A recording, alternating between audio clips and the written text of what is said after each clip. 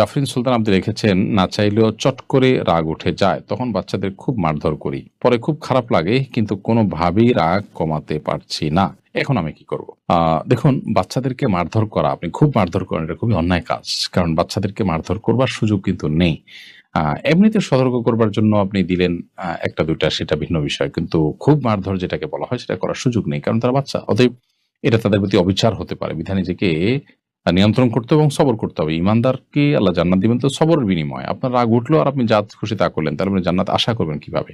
এরপরে Mecca trading ID থেকে আপনি লিখেছেন, আমি একটু কোম্পানিতে চাকরি করি। একটা মালের কোম্পানির পক্ষ থেকে মূল্য ৳৯,০০০। আমি এটাকে ৳৯,৩০০ বিক্রি করতে পারি কিনা?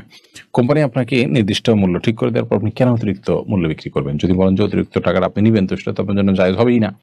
কারণ এই পুঁজি আপনার না, এই দোকান আপনার না। দ্বিতীয়ত আ কোম্পানি আপনাকে ৯,০০০ বলার পরও আপনি যদি ৩০০ বাড়িয়ে নেন কাস্টমারের কাছ থেকে, তাহলে